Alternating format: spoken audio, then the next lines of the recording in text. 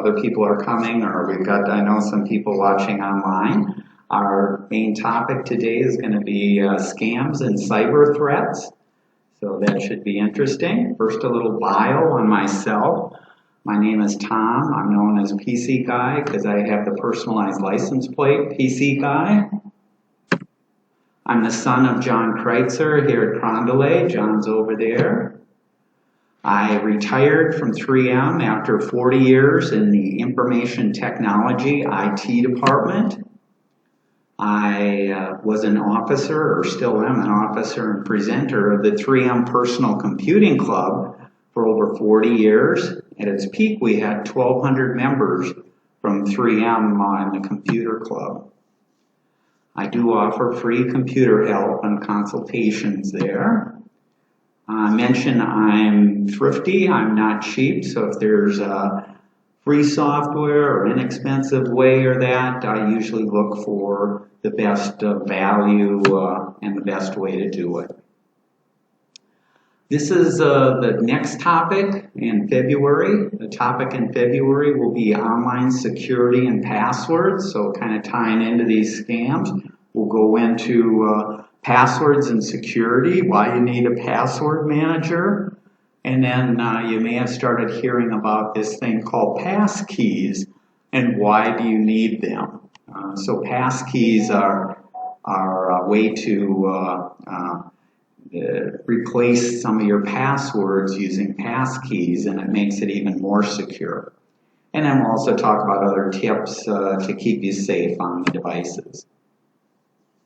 Reminder, we also do a Fix-It clinic with my sister and my brother-in-law Gary back there and my dad.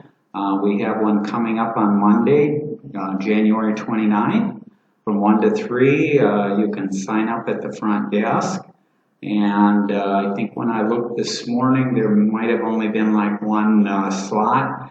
If it's all full, you're welcome to write your name at the end, and we'll fit in and we'll stay and fix things. So if you do have something, it could be a small appliance, a lamp, electronics, questions on a mobile device, jewelry, just about anything. We'll try and fix it. We don't guarantee, but we'll do the best we can. I've started putting information out on the Carondelet website, and out there is a section called Tech Help, and out there is a calendar of these different events. Also, there's resources, and the resources, if you've missed any of the meetings or want to get an additional handout or that, the handouts and the information's out there. I also have a frequently asked question area, and then you can ask a question or contact me also through there. Okay, let's get to our main topic today, which is scams and cyber threats. Everybody is somebody to an online scammer. Let me see if I can move this a little bit. It's a little too loud for me. Probably for you. Everybody is somebody to an online scammer.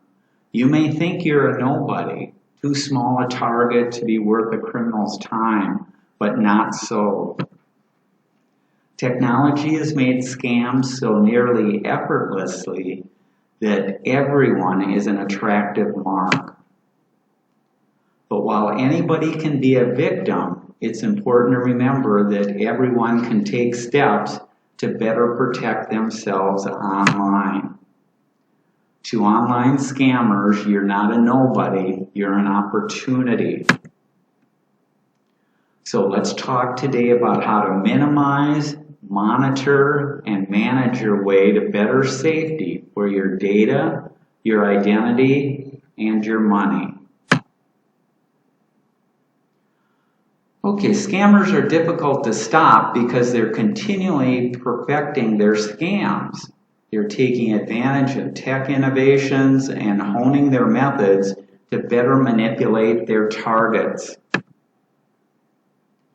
We keep coming up with different tools to combat scams and fraud, but it's just like playing whack-a-mole, says the Better Business Bureau spokesman Josh Planos.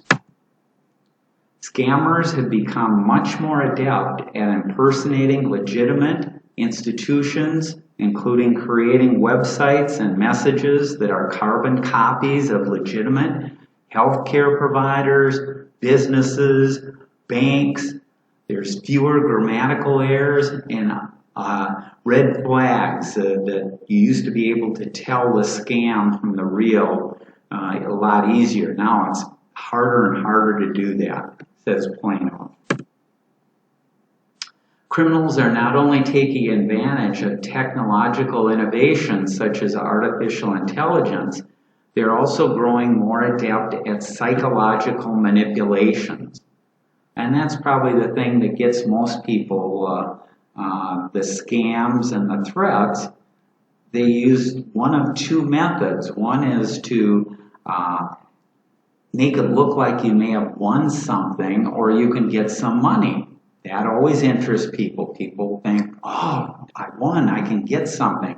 The other is to create a sense of urgency that something is wrong. Oh, there's been numerous attempts to get into your bank account, or we see this credit card charge. Is this a legitimate one?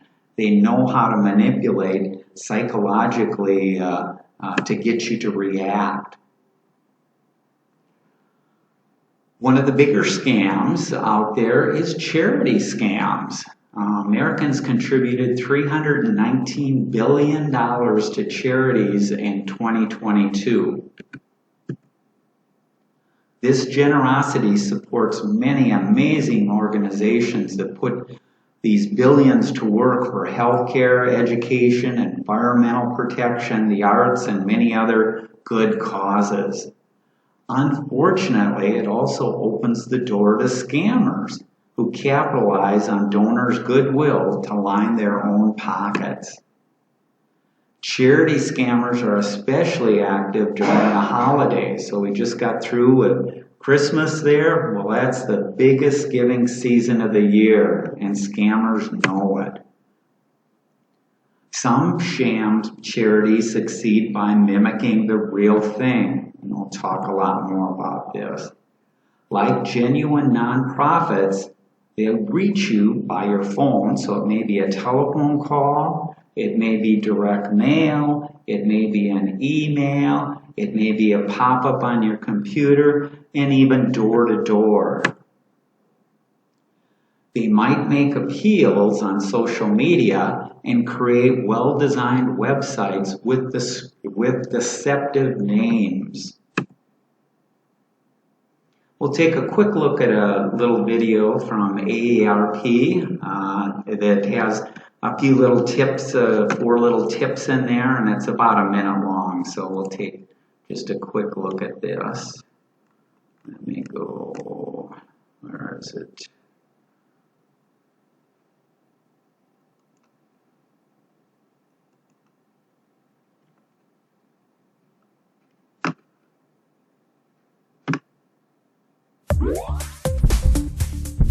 Charity scammers are especially active around holidays and when a natural disaster strikes.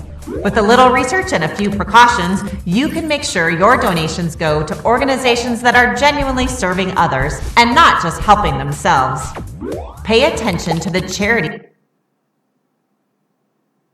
name and web address. Scammers often mimic the names of familiar, trusted organizations to deceive donors. Don't give in to high-pressure tactics to give right away or agree to make donations by gift card or wire transfer. Those are red flags that a charity isn't legit. Check how watchdogs like Charity Navigator and the Better Business Bureau's Wise Giving Alliance rate the organization before you make a donation. If you can spot a scam, you can stop a scam. For more tips, go to aarp.org/fraudwatchnetwork. That was just a few quick tips there. We'll get back and we'll dive deeper into some of these things here. Charity scams, many operate outside of the law. Others are in fact registered nonprofits, but devote little of their money they raise to the programs that they promote. Some create massive fundraising networks, often in the form of political action committees, PACs. These entities then solicit money on behalf of the charities or political candidates or causes that they represent, that they will use, and these PACs will then use the money to cover while requesting donations purportedly for various causes. They then keep the bulk of the cash themselves, and very little of the money that you end up donating ends up going to the real charity. In some cases, it can be 1 or 2%, and that's considered a charity as long as some percentage is going to the charity. Two men who created PACs, including one called Americans for the Cure of Breast Cancer. Well, it sounds like a valid organization, but unfortunately it wasn't, were recently arrested and indicted on charges of colluding in a multi-year scam in which they stole millions of dollars from misled donors. With a little research and a few precautions, you can ensure your donations go to organizations that are genuinely serving others, not funding scammers. So let's look at some of the warning signs of these charity scams. Well, one of them is pressure to give immediately. Legitimate charity will welcome your donation whenever you choose to make it. They aren't constantly trying to call you or constantly sending you emails or constantly sending you cards in the mail there. You may have gotten a thank you for a donation that you don't recall making. This is a ploy by the scammers to make you think that you've already given to the cause, and it's a common tactic used by unscrupulous fundraisers. So you go, well, if I gave to them last year, I'll give them money again this year. The scammers also may request for payments of cash, gift cards, or wire transfers. These are the scammers' favorite payment methods because the money is easy to access and difficult to trace or undo. How can you protect yourself? Well, just like the video mentioned, what you want to do is you can check out their sites and organizations, watchdog organizations like Charity Navigator, Charity Watch, and the Better Business Bureau's Wise Giving Alliance that rate an organization. You can do that before you make a donation. You can also contact your state's charity regulator to verify that the organization is registered to raise money there. And these names, you can either Google them, or if you go out to the Carondelet website and look at the handout, I have them as links, and you can just click on them and you'll be able to go to the website that way too. But if you Google Charity Navigator, you should be able to get out to the website. And we'll go out there just as an example here. So I'm going to click on it, and you can see their URL or their internet name is called www.charitynavigator.org. If we go out to that site, this is what the site looks like. We don't have to sign in, we don't have to make an account, but if I want to check on a particular organization, I can type in the name of the organization. Let's check on, this is one, Kids Wish Network. So we'll check on that. Kind of sounds like Make-A-Wish, but it's not Make-A-Wish. It's a scam site. If we go out here, this is some information on the Kids Wish Network. 1 of 4 stars. It is an actual 501c, so it is a nonprofit. But again, everything that is a nonprofit isn't necessarily a good organization. If all of the officers or all the people are taking all of the money and nothing goes to the kids, it's not really a good organization. But let's click on the name here and get some more detail here. So this gives you detail, tells you where the headquarters is, has a telephone number, has when they first started filing with the IRS for their nonprofit status, ratings. You can see this is poor. Let's see, this also goes into different areas. You can see what impacts and results. If they are an organization, what have they really done? You can check that. But we'll look at the accountability and finance here. It starts rating them on all these different deals. So they do have majority independent board members. Well, they do have a good board. They got 10 out of 10 points for a nonprofit there. They do have 5 members there. So they are doing some things. Their tax documents, they have filed their tax documents. They do have, they don't disclose much on their website. That's a red flag. Financially, they have no money in the bank, so whatever they take in, they spend, and they're spending it. And their expense ratio, 33%. So this goes into all kinds of different information, and you can look at tons of information about a particular charity or organization to see if it really is the right organization for you to donate to. And so it's hard to tell just by a name or by a flyer that you may have gotten in the mail or an email or been sent to a website. And as we talked about, some of these names for these organizations are meant to look like valid ones, like Make-A-Wish. Well, this is not Make-A-Wish. Yes, there was. Well, like that 51%, is that out of 100%? So they're saying they're giving it a score of 51% out of 100? Yeah, of a particular score. Now, I think I wouldn't really go too much by that. This isn't the amount of money that goes back to the kids or things like that. Because of some of these ratings of the numbers down here, that's where they come up with their 51%. But it's best to kind of look at the whole picture and see what it is and compare it to some of the others. If I want to give money to an organization, you may want to give it to Make-A-Wish Foundation instead of this. But again, the scammers are trying to make the names similar, trying to get you to donate. They may have sent you out a card that said, "Thank you for your donation last year." And you kind of go, "Did I donate to them last year? Oh, well, maybe I did." And you'll send them money again this year. So you do want to check out the various places. This is just one of the places. So this is the Charity Navigator. Let's go back to the presentation. There's Charity Watch. There's the Better Business Bureau. So all of these places you can go out and you can search for these. So if people complain to the Better Business Bureau or the organization is rated a D or an E or things like that, you can check on the organization itself. And again, it can be very misleading because that Kids Wish Network is a valid nonprofit. Well, what's it take to be a nonprofit? All you have to do is file with the state.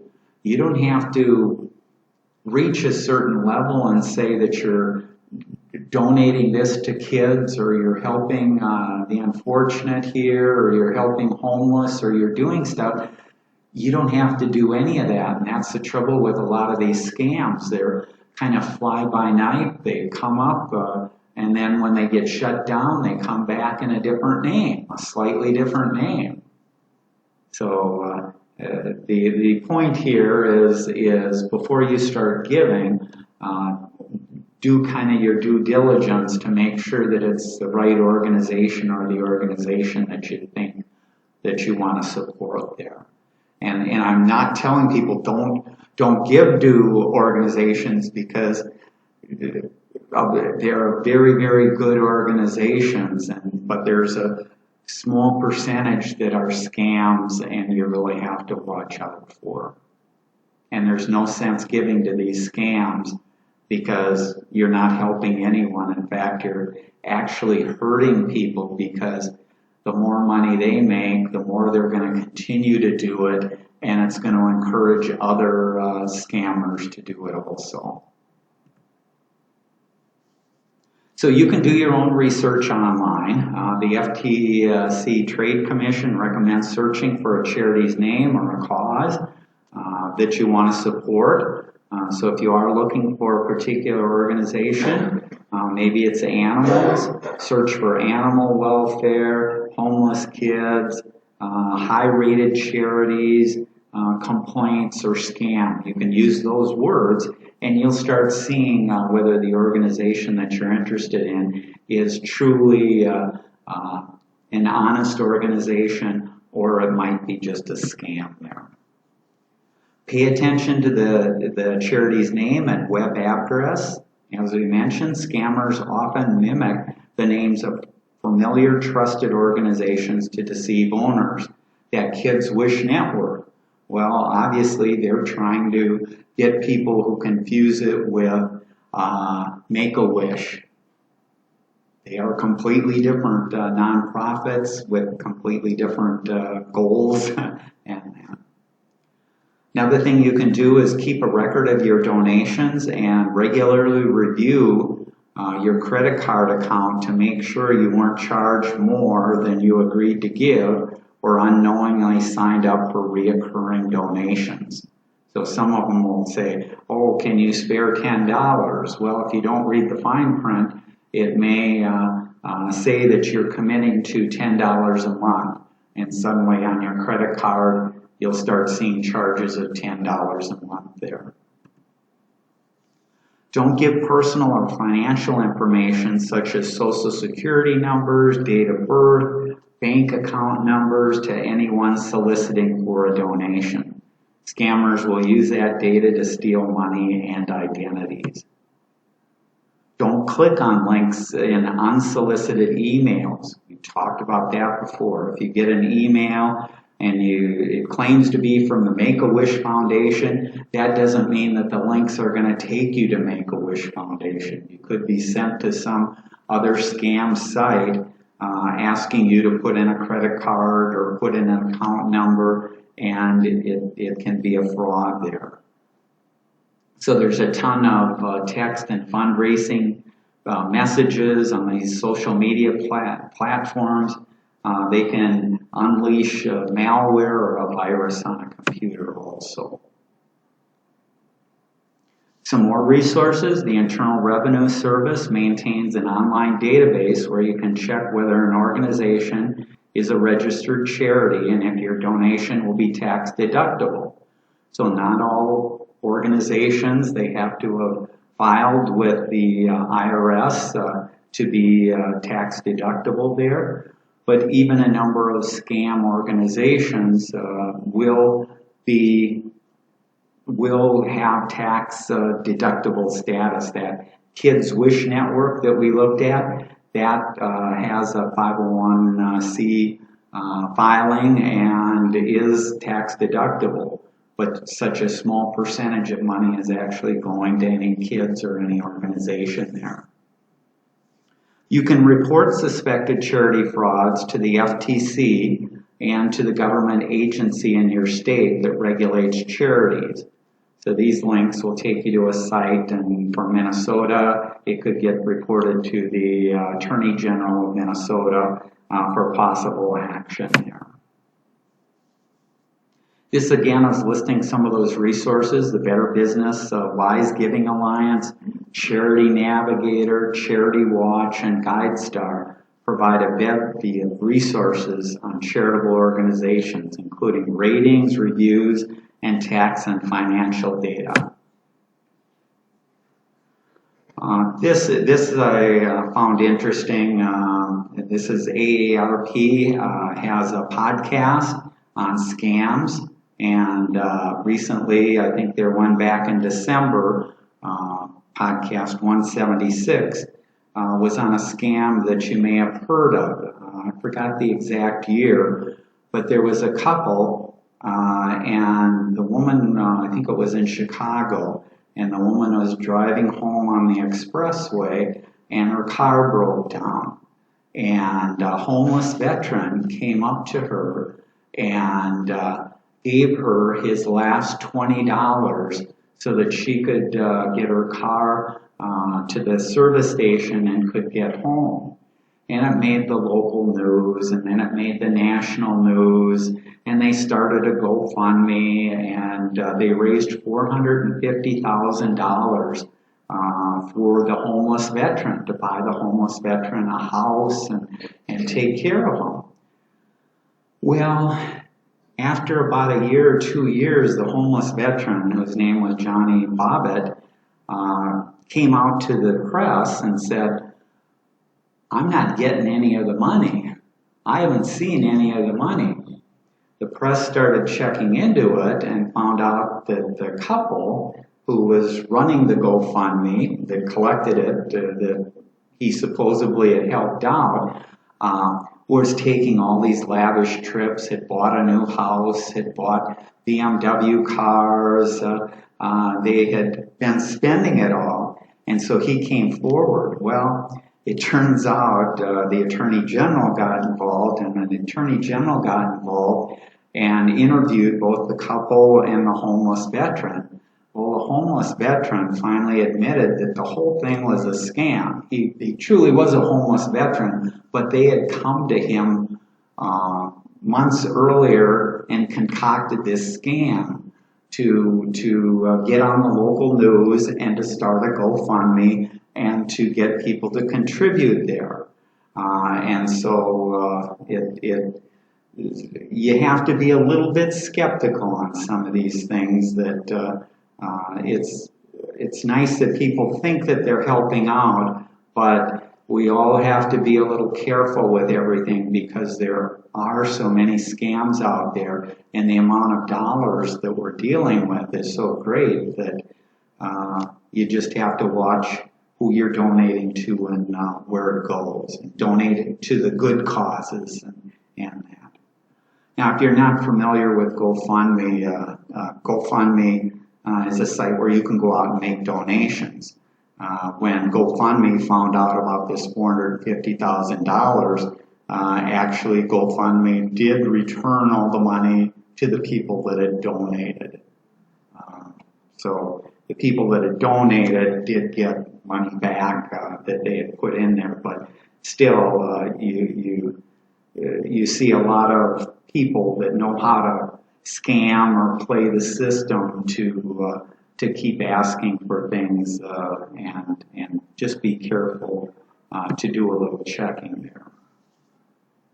So that's the charity scams, and I wanted to highlight those, but certainly there's lots of other scams out there. You run into bank scams, and bank scams frequently will create a fake version of a bank's website, and it's almost effortlessly to do that for a scammer. So I can take a US Bank or a Wells Fargo or any of those sites, and I can make an exact duplicate of that website, because I can get all the graphics, I can get everything there. And you may think that you're going out to your bank site, but you're in fact going out to the scammer site, such that when you put in your account and password to log in or to do stuff, you're actually giving that information to the scammer there. So the scammer then will have your stolen credentials, and potentially they might drain your bank accounts, they might steal personal information, or they'll just sell this to some other scammers. And what can happen there frequently is, here's a little example. It could either be a text message or an email that you get. Wells Fargo Bank, a fraud alert. Did you attempt to purchase at Walmart $1,263.89? Reply yes or no. Well, that's that sense of urgency that the scammer wants you to get scared and either click on stuff or reply right away. If you replied right away, yes or no, you're going to immediately get a telephone call, and they're going to claim that they're from the bank. and that they want to verify that it's you. Can you give your account number? Can you give your social security number? Can you give your name?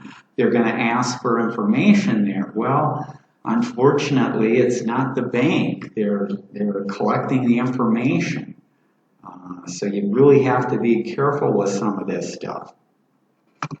Another common ploy with an email or a text is the bank will send you identity verification is required on your checking account due to some unusual activity.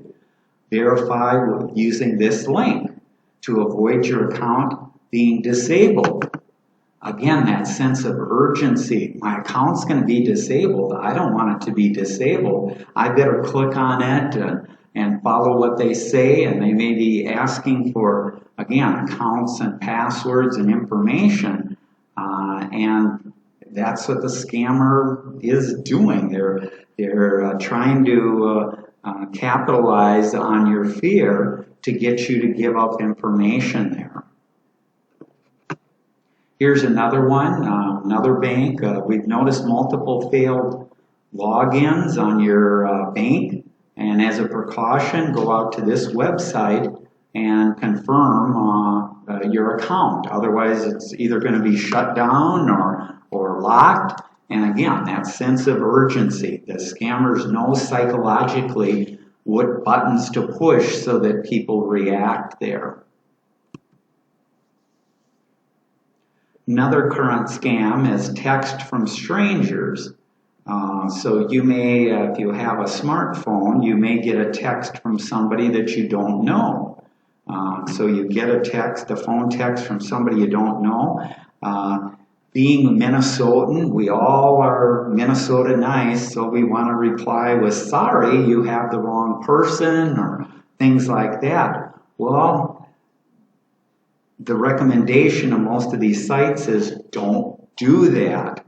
If you respond in any way to this person, you can open the door to fraud. You're best to just delete the text and mark it as junk or block it in your contacts so that you get no further messages from the person. Because even if it's an honest mistake, it's safer not to answer it. So if you were to answer it and say, oh, it's not me, all of a sudden the person on the other end, or chances are it's a computer that actually sent it, it wasn't a physical person sitting down and sending it, a computer sent it, but the fact that you responded, now the computer knows that there's somebody on the other end, and they've got a little in. So maybe the next thing that the scammer does is give you a telephone call. And now they know that there's somebody on the other end that's going to respond, and suddenly they have a way into your life and doing things. So if it's not somebody that you know and you're not expecting it, best just to disregard it. You don't have to be Minnesota nice and respond back and say, sorry, wrong person. Okay, some more tips here.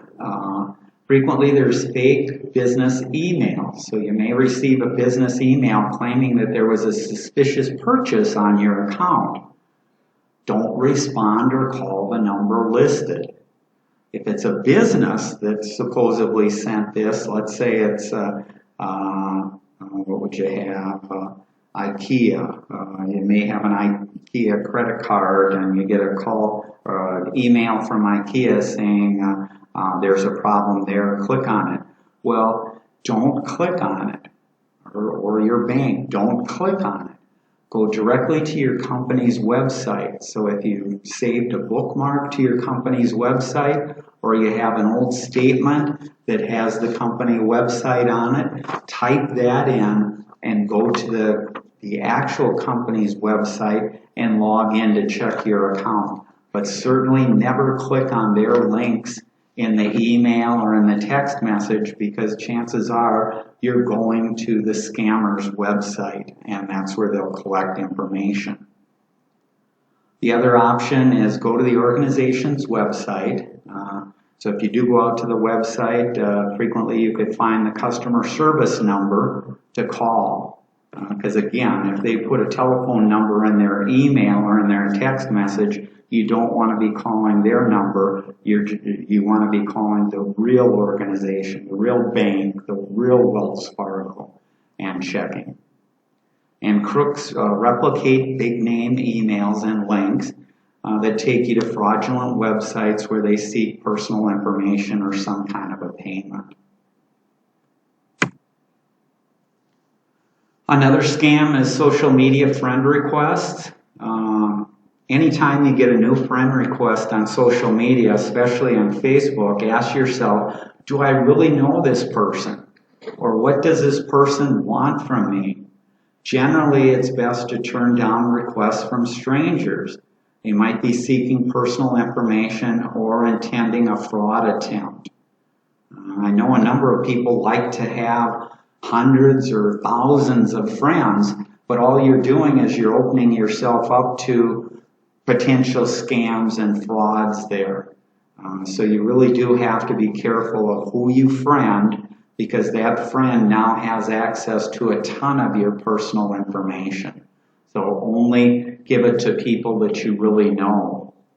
And once you give it to somebody, let's say I gave it to a cousin, and a year later or a month later, I get another request, and it's from that cousin.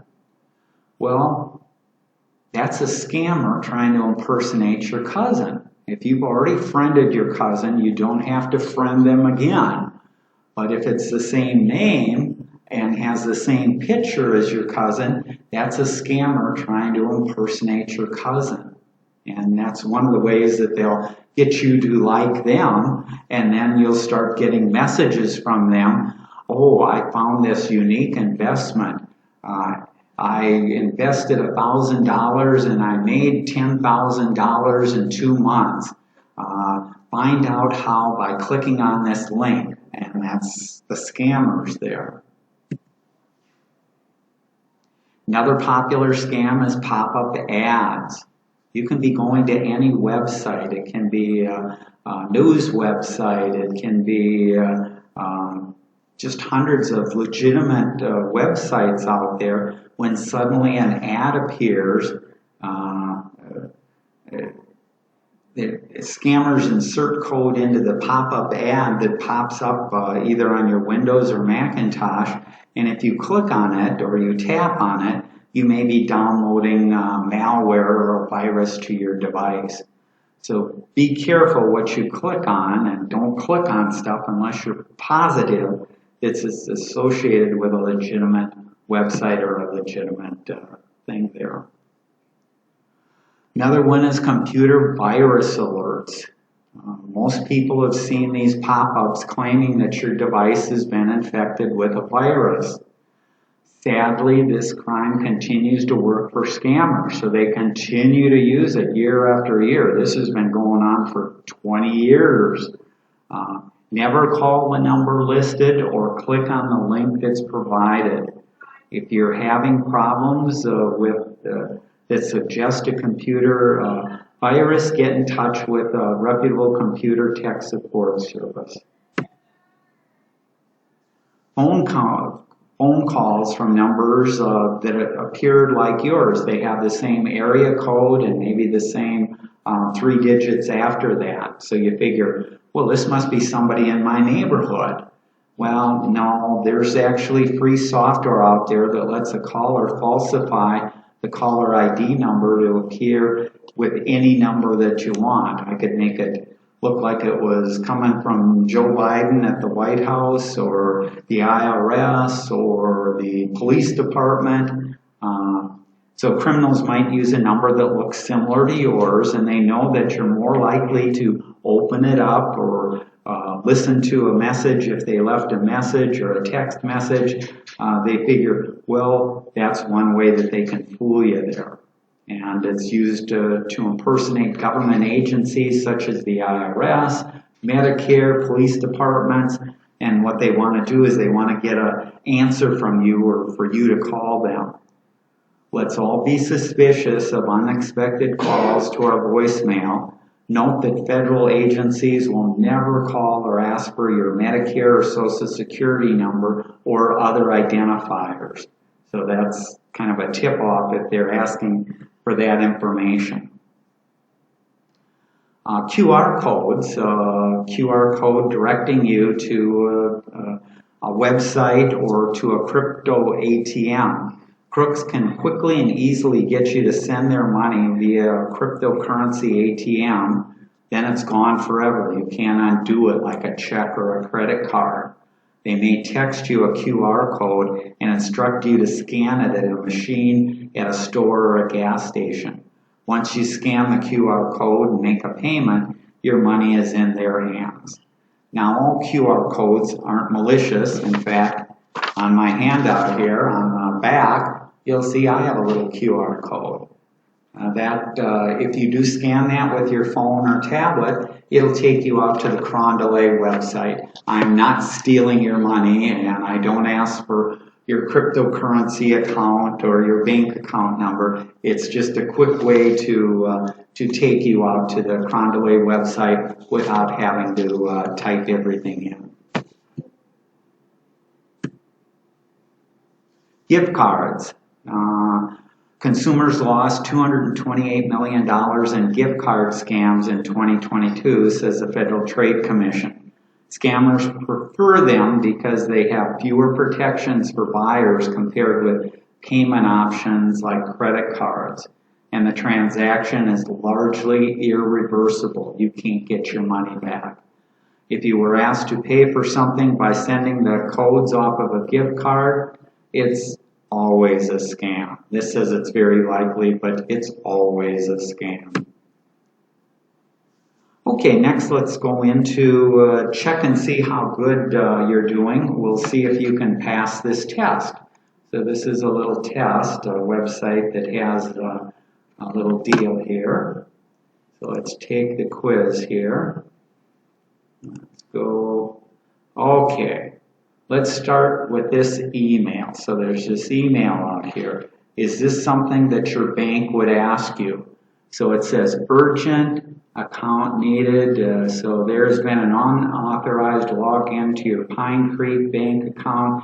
Please click here to secure your account now. What do you think? Do you think this is legitimate or a scam? Who says legitimate?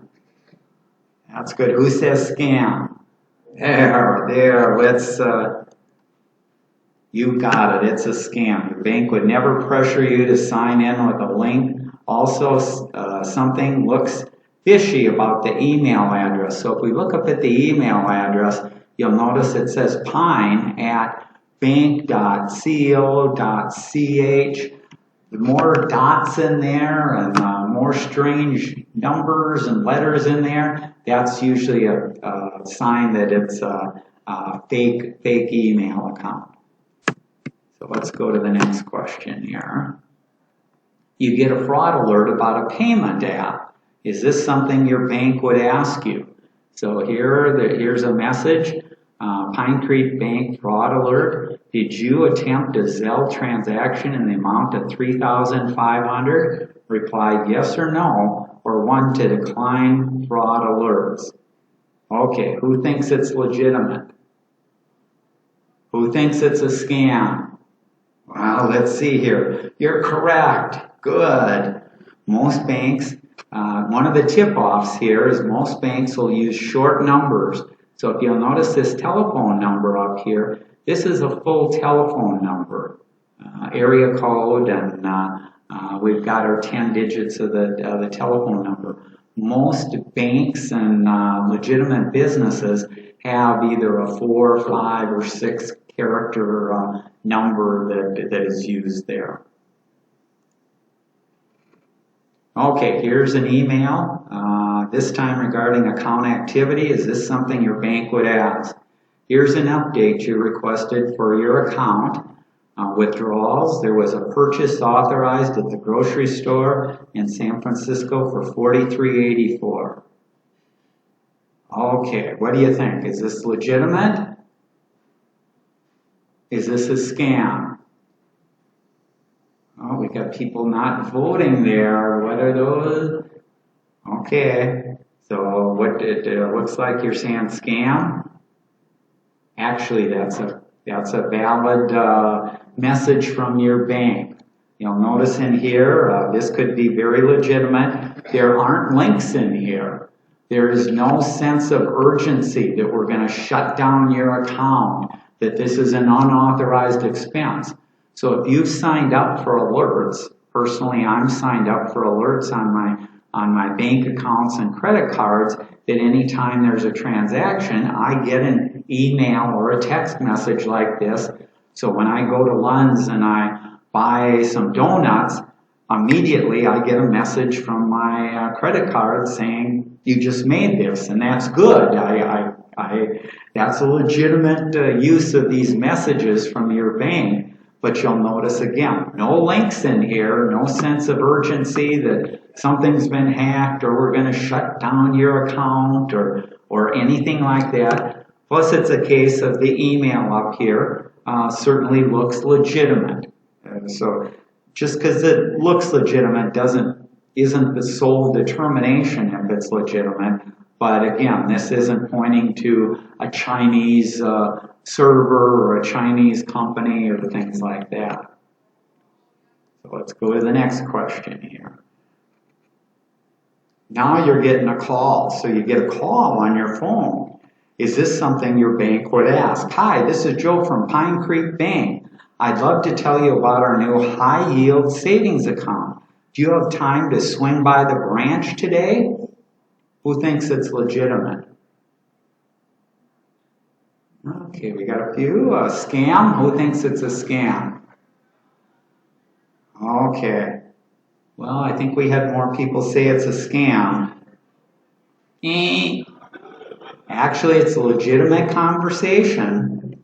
They're not asking for money. Again, this call wasn't asking for money, wasn't trying to scare you. All they were asking you to do is to come into the bank tomorrow. So they weren't saying, send us your account number or do this. Plus, the telephone number that they did call from was an 800 number. So a couple of things kind of point to a legitimate telephone call there. Okay, here's another email. Things are getting tricky.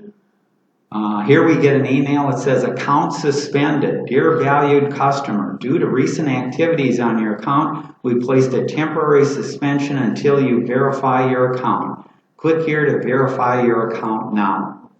Who thinks that this is legitimate? Who thinks that this is a scam? Let's see here. You're right, it's a scam. Banks will never ask you to log in via an email. So anytime you get a button or a link that says log in, banks know that that's what scammers do. So they'll say, go out to their website, and you should have their website either on a statement that you have, or if you bookmarked it in your browser, or there's other ways to get to the legitimate bank's website. You don't want to be clicking on links in an email or a text message. So banks will never have you log in via an email. Next question. You're getting another text. Is this something your bank would ask? Urgent. Pine Creek Bank needs to verify your info. Please log into your account below and verify your identity. Your account will be closed if you don't complete in 24 hours. Who thinks this is legitimate? Who thinks it's a scam? Let's take a look there. Good job, good job. Banks will rarely, if ever, send links via text, nor will they use scare tactics. So that sense of urgency scare tactic, that's what scammers use. Instead, verify the message by calling the number on the back of your credit card or your bank card. You can call the bank and you can check on things if there is a problem. Okay, you're getting another call on the phone. Is this something your bank would ask? I'm calling to notify you that your credit card was breached. Before we begin, can you please verify your identity with your name, address, and card number? Who thinks this is legitimate? Who thinks it's a scam? Good job, it's a scam. Banks will rarely ask for an account number, a PIN, or an address during a phone call. Never share confidential details unless you've called the number on the back of your bank card. Also, you'll notice that the number that they were calling from in this case is not an 800 number, it's just a regular telephone number, and most banks never would call from that. So that's another little tip off there. Okay, last one here.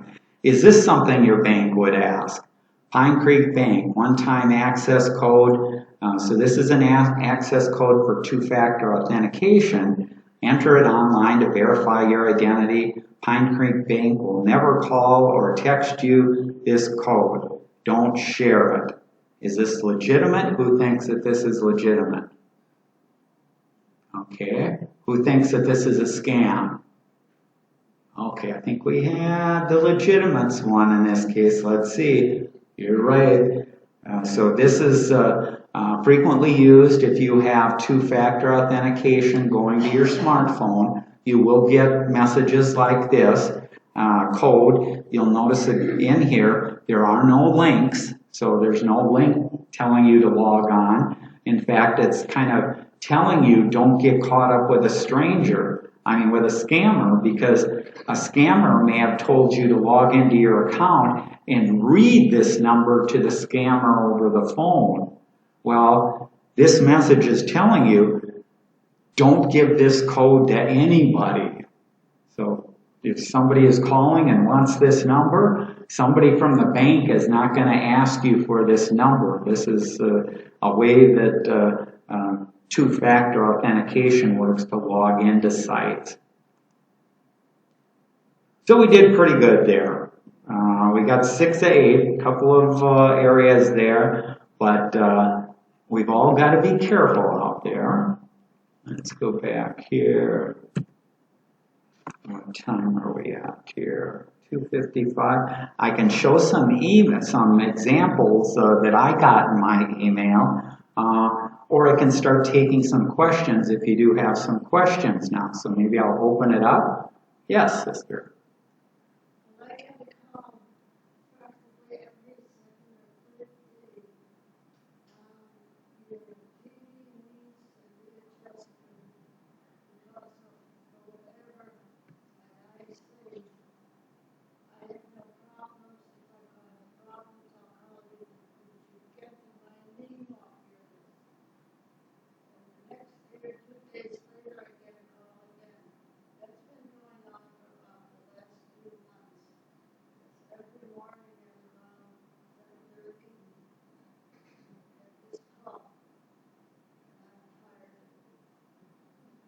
So you're getting this call every day or 2 days there. Do you happen to know if it's the same telephone number or is it a different telephone number?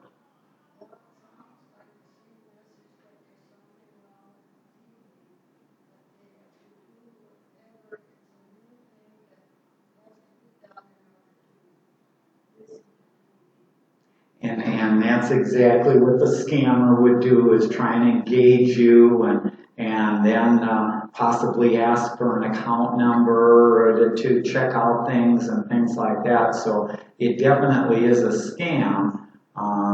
If it's the same number calling you every day, one of the things on a smartphone or on some of the phones is you can block numbers. But blocking numbers only works if they continue to call on the same number. If they're calling with a different telephone number each time, unfortunately, you aren't going to know it's them until you pick up the phone. Frequently, what people will do now is, and this would go for whether you have a smartphone or just a phone landline in your apartment there, is don't answer your calls that you don't know who it is. Let it go to voicemail, and then check the voicemail to see if it's somebody that you want to call back. The fact that they have talked with you means that they know that there's somebody on the other end of the telephone there, and they'll keep trying and trying and trying again. So it can sometimes take weeks there before they'll finally give up. But certainly don't give them any information and hang up. And you don't have to be polite with them. I know you probably want to be polite, but these scammers have entire scripts that they are trying to get out all of their sales pitch or their deal as fast as possible and not give you time to respond or react or things like that. So it's a tough situation. Okay? Yeah. I'm not sure how this works, but I've heard scammers will call you and say, my name's Jane Batchelor. Is this Jane Batchelor? And I respond, yes. And somehow that's being recorded and then being used somehow? Yeah, that's been in the news and things like that. That particular scam, trying to get you to say yes, people will say, given artificial intelligence now, they can use your response and change your bank account and change your telephone number and things like that. No, it really doesn't happen there. What will happen, it's never a good idea if you recognize that it is a scam or things like that, you don't want to talk to them at all. The fact that you picked up the phone, the fact that you engage them, or the news articles or that'll say, don't say yes, ask them questions and say anything but yes. But the fact that you picked up the telephone and started talking with them, all of a sudden they're going to sell your telephone number to 100 or 1,000 other scammers because they know that there's a person on the other end. And so the voice recognition, the fact that you said yes, there are some very, very rare cases where if I have a very large bank account, I can set up security using my voice. Now, I would guarantee nobody in here has their bank account set up with their voice. So having the yes, if a scammer has the word yes or parts of your voice, does no good whatsoever. The other thing is, let's use myself. I take all of these presentations and I put them up on YouTube. Well, a scammer could get me saying yes a whole bunch of times. Yes, yes, yes, yes. They can't do anything with it. It's not going to go anywhere. So if they could get into my bank accounts just with my voice or with the word yes, no, it's rare. And actually next month when I talk about passwords and passkeys, that's where you can kind of protect your accounts even better there. So there'll be some tips and some things in there, but you don't have to worry about it. I know I have many friends in the PC club. When the different news articles came out, they were going, what's this deal with me saying yes? Because now I'm scared to pick up the phone and say yes. And I go, they aren't going to get at anything, so don't worry about it. But don't answer it. And so the best thing in a lot of cases is if you have a smartphone, you can say, only answer the calls that are in my contact list, the numbers that are in my contact list. Everything else go directly to voicemail. Well, that's one way to get rid of probably 90% of the scams and that, because they'll go directly to voicemail. They don't know whether a person is ever going to pick up the phone or do anything, so your name doesn't get sold to other scammers and other people there. Okay. Yes. Does home country have a standard percentage they take out? consistent?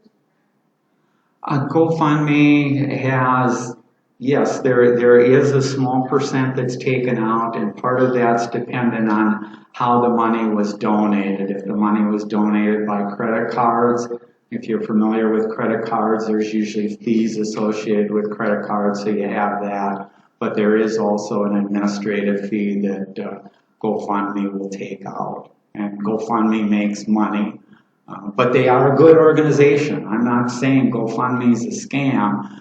Scammers use sites like GoFundMe because I belong to the Highland Park neighborhood group, and frequently on there you'll see people talking about a mother who just had an operation, or a kitty cat that they had just died, and all kinds of deals. And it's hard to tell the legitimate ones from the scammers, but I guarantee you probably 50% of those are scams.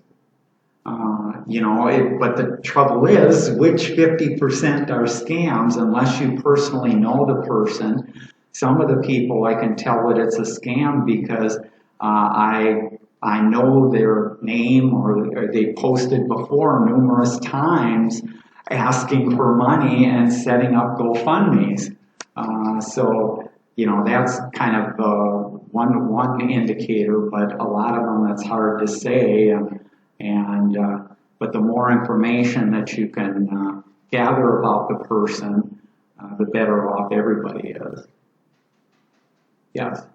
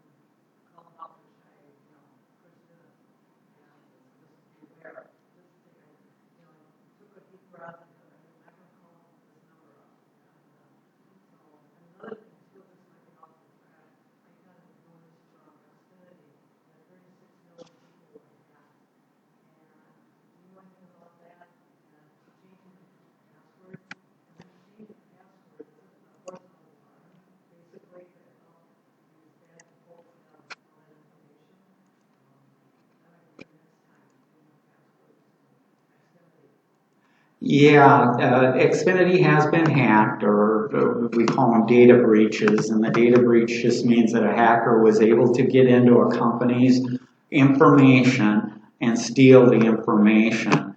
And let me do this, quickly go out there.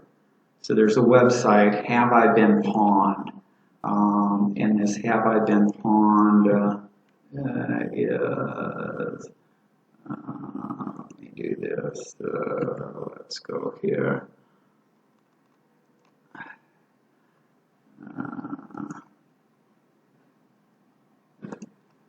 So this is a legitimate website. Pawned is a word, computer slang for have I been involved in a breach.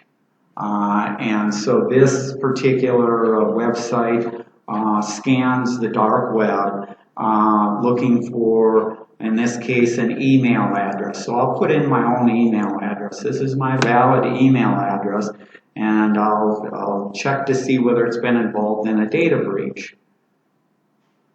And lo and behold, it's been involved in a data breach. In fact, 8 different data breaches. Each of these data breaches are different companies that have been broken into and different pieces of information. So in this case, this is a service that I used. They compromised an email address, an IP address, names, and passwords. So there's Twitter, there's white pages. If you've been on the internet any amount of time, almost everybody's email has been involved in a data breach. Recently you had, well not recently, probably 4 years ago, you had Equifax was breached, the credit card company. They stole information on, what was it, 8 million people? Or no, it was roughly half of the people in the United States, adults in the United States, so it was like 120 million people.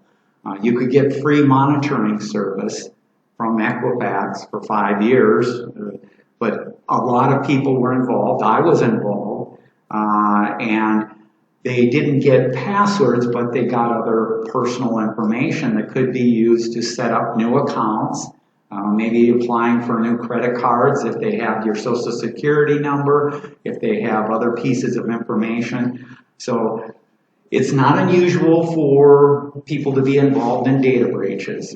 Don't worry about that, but what you want to do, and I'll be talking about it next week or next month, is change your passwords, make them long and strong, so that if they are involved in data breaches and you're changing them, it does the person no good to attempt to use your old passwords. So you can do it. But the other thing I'll just mention here with Have I Been Pawned, who knows how many people there are in the world? Roughly how many billion people do we have in the world? 8 billion, correct. So this is Have I Been Pawned. Let me go back here. Let's go back. This is interesting information. So the number of pawned emails, breached emails, is 12 billion. So we have 8 billion in the world. We have 12 billion out on the dark web where there's some pieces of information about each of these 12 billion accounts. Now I have multiple email accounts, but that kind of tells you that it's almost impossible to have an email or information that hasn't been involved in a breach. So don't be concerned that your information is involved in a breach. Protect your data, protect your passwords, change your passwords. Don't use the same password on your bank as you used for your funds account. Things like that. That's where you have to, I tell people it's kind of like having a house. You don't leave the doors and windows open on your house, and you don't leave a bag of cash on the front door. You take steps to protect it. You close windows, you put locks on it. Nothing is totally safe, but you can improve the odds that you're not going to be a victim of bad things if you take some of these steps here, and you're going to make it harder for somebody to break in. But if you make it easy, you've used the same password for 5 years or 2 years or 10 years, your bank, you haven't changed this stuff, you don't have two-factor authentication, you don't have some of these things set up, you are more vulnerable than somebody who is truly watching their security. Yes? How well do the virus protection subscription services that you get, like Norton, how well do they protect you from scams?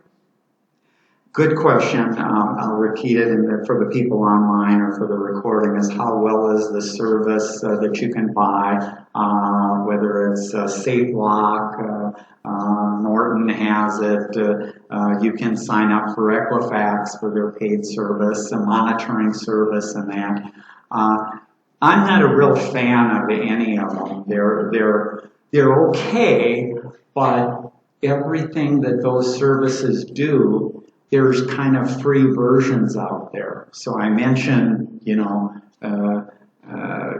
that I'm thrifty. I'm not cheap. Well, why should I be paying this amount of money? And thanks for the comment on Best Buy and their security there, because actually over in December and November, I had, I think, 3 or 4 people that I know get that exact scam there.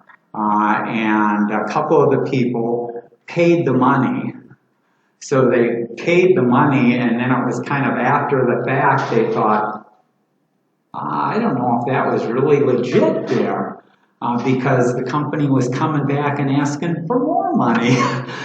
So they had paid the $299 or something like that, and then they got another message, and then they called me and said, have you heard of this scam, or have you heard of this? And I said, well, yeah, it's unfortunate that they prey on people, and they'll send out an email or a text message like that to millions of people, knowing that the majority of the people haven't subscribed for the Best Buy service.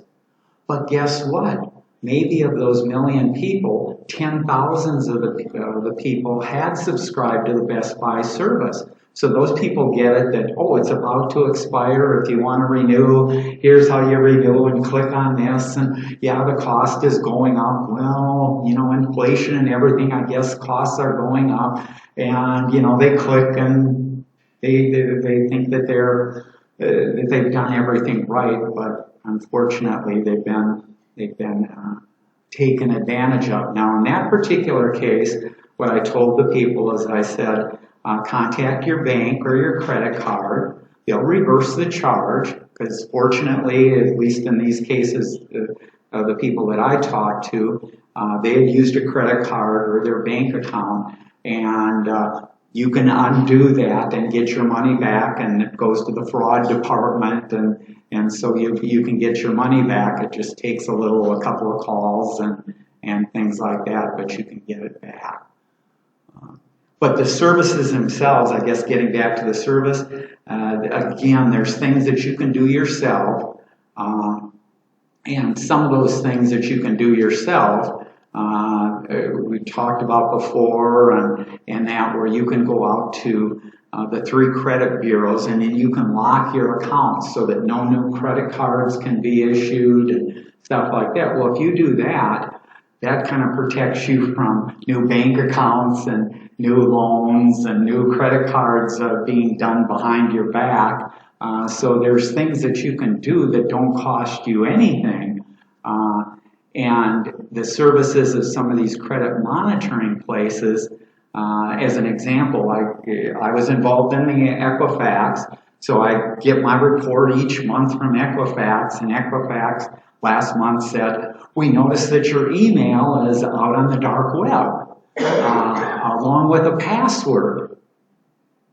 And I was curious, because in previous months they hadn't said anything, and I was not aware of a new breach or anything where something would have been exposed. So I clicked on the Equifax and I went out to their monitoring service, and their monitoring service could not tell me what the password was or what site it was or anything like that. So it was totally useless information that they had. I knew that my email was out on the dark web.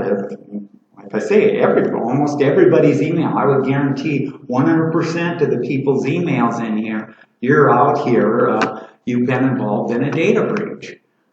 But the fact that they really couldn't help me there, I don't see a whole lot of value with the monitoring. And some of the people will go, but they have an insurance policy for $1 million, you'll get back. If you're involved in a scam or that, they'll pay up to $1 million. And I go, well, if anything is going through your bank or a financial institution, you're already protected there. It takes a little bit of work to undo it, but you can undo a hacker stealing money out of Wells Fargo or Fidelity or the Schwab or any place like that. You can get it undone there. So unless you're really into cryptocurrency or something, most of these things can be undone and protected there. Yes? Well, when someone says that is on the phone, someone says, is this lending me? And I just go, well, I don't want to say anything. So be too cautious? Or one time I didn't run into any trouble, but I forgot when I called about a research project. They didn't, instead of when they called back, they didn't say, "Look, I'm calling to talk to Linda Baker about whatever this was." And they didn't understand that. I said, you know, that this is too risky on the phone to just start cold about asking for the person. Yeah, telephone calls and even text messages or emails. A lot of companies and organizations and things like that haven't entirely grasped the concept that there's so many scams out there. So their emails and their telephone calls will sound like exactly what a scam operator is doing. So, you know, some people will say, I'm not going to answer any telephone number that isn't in my contact list or things like that. That, you know, you can say things like that, but when my mother was going to the hospital and in the care center and things like that, you're getting calls from other numbers.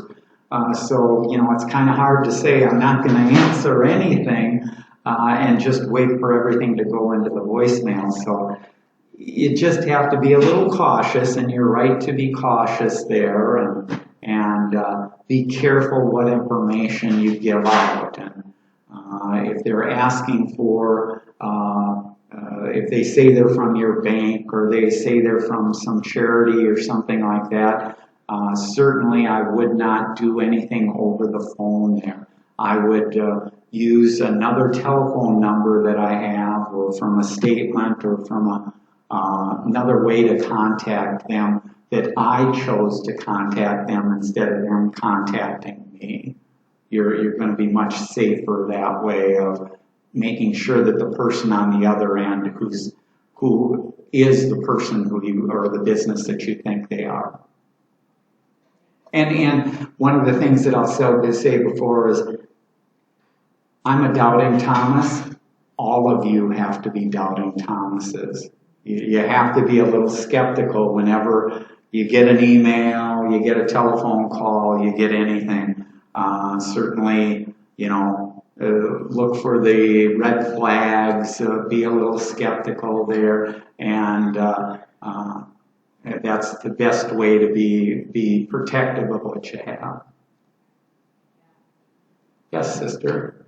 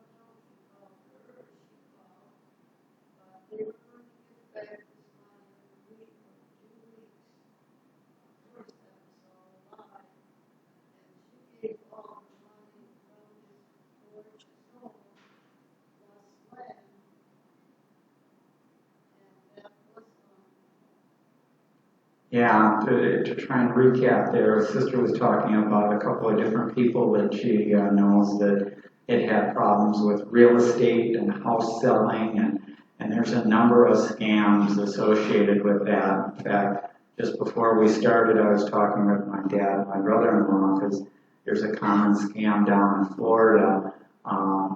It's for selling houses. So they'll advertise, you'll be on, going out to a website or on Facebook, and it'll pop up and say, we're willing to give you $2,000 if you sign a contract for us to sell your house in the future. You don't have to sell your house right now today. You don't have to sell it in a year, 2 years, but you're signing a contract that's valid for 40 years. And the next 40 years, if you sell your house, it has to go through this company. And the company puts a lien on your house. And putting the lien on your house, if you choose to sell it another way or stuff like that, the people have been sued and lost all of the money that they had in their house. So they essentially gave away all of that for the quick $1,000, $2,000 that they thought was free money. Well, the way that these companies got a hold of their houses is, in order to get that $1,000 or $2,000, the company would send out a notary public to the house right away that same day that you clicked that you were willing to do that, and you were signing a series of documents, and people were signing it without reading it, thinking that, I'm going to have to sell my house. I might as well have them sell the house in the future, and I can get the money right now today, and I could use an extra $1,000 or $2,000.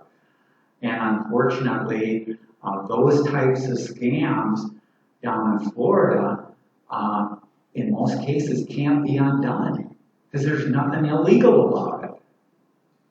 The people signed it, it was notarized, and the people lost their houses and lost the money there because they unfortunately thought it was free money that they were getting, and we all have to be a little skeptical about if somebody's helping or what function they're actually doing there.